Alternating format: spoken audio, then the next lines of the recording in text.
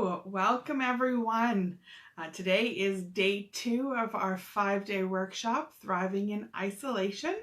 I'm Becky Hills and I'm your host for the week, and I'm really excited that you're all coming to join me. So yesterday we talked primarily, we were setting the scene, and I talked about kind of this model for meaning and how meaningfulness is really important. If we want to have a life that's thriving, it's really important that we understand what that meaning is. And so I talked about those 3 pillars. And so today we're really going to get into some of that self-reflection. We're going to go deeper on learning about who we are as individuals, and what that means to know yourself in the context of isolation. So just a little bit about my background. I have moved back to Ontario in the last year, but for several years prior to that, I've lived in really small remote communities. I was in northern Saskatchewan for several years, and then I was up in the Northwest Territories for about almost 5 years, 4.5, almost 5 years. And when I was in the Northwest Territories, that was a super remote location. It was just me. I was starting my life all over again, just me and my kids. We were really far from all of our family and our friends. And the only technology, or the only connection that I had with those people in my life really was through technology and telephones. Most of my family just used telephones, but that was a big piece for me. So social media, keeping up with what's going on with friends back home. And so this idea of being able to thrive in the context of isolation, this is not a new concept for me. This is something that I've been doing for quite some time. And so during that time, it really gave me a lot of time and space to start taking an inventory of my life, and being able to ask myself some tough questions, and really having to ask myself tough questions. Things like, who am I? Where do I belong? What is my purpose? What is my purpose in the context of my family? What's my purpose in the context of the community that I was working in? What is my purpose in the greater context of what is my purpose in life in general, and my purpose in this world? And so at that time, when I first got up to the Northwest Territories, I was stepping out of an abusive relationship that had really impacted my sense of self. Really, I didn't even know who I was anymore. But through this journey of self-discovery and meaning, this is when I discovered that I'd really been hiding my true self for a long time. And it was kind of an effort to gain that approval from my former spouse, that I was kind of hiding. I wasn't really being who I was.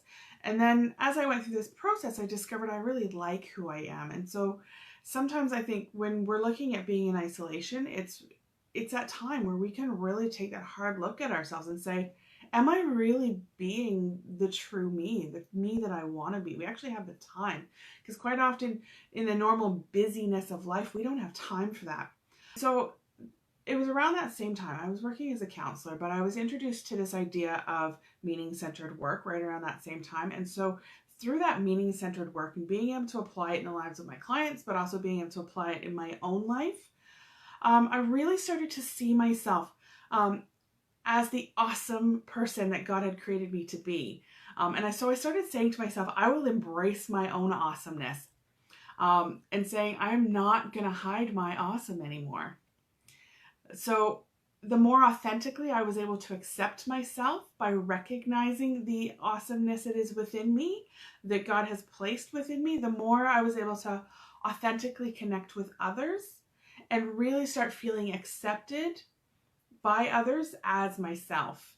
And so that's part of what we want to be doing when we're looking at this self-reflection, is saying to ourselves, is how authentic are we being with ourselves, and how authentic are we being with ourselves before other people. We can't be our authentic selves with other people until we learn how to be our authentic selves within ourselves.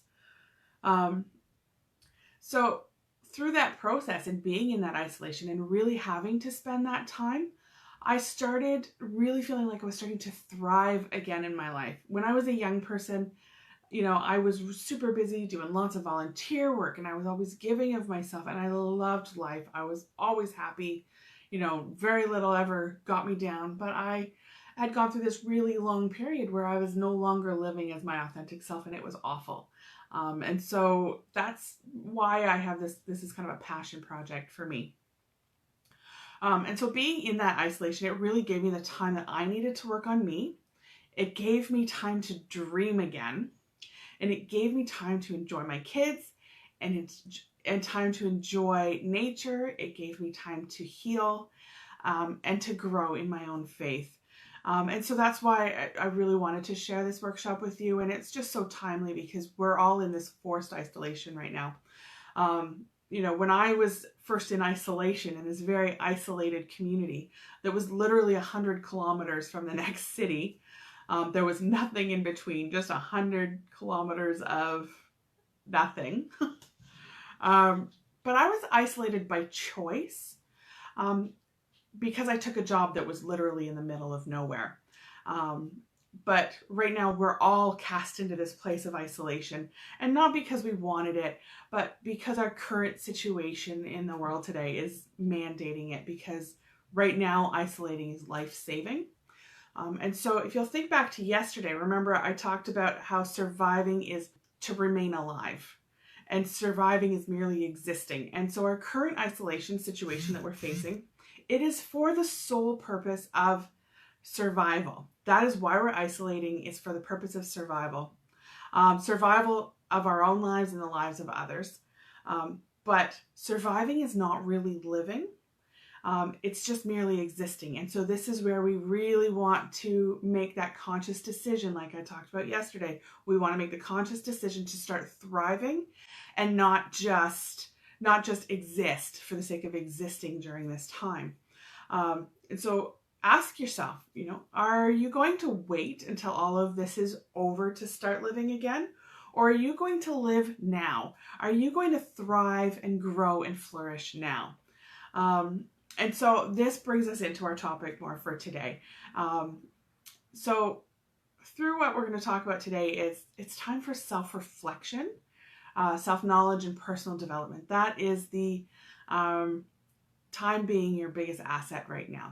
That's why we're having this workshop, is to understand this time is in many ways is a blessing.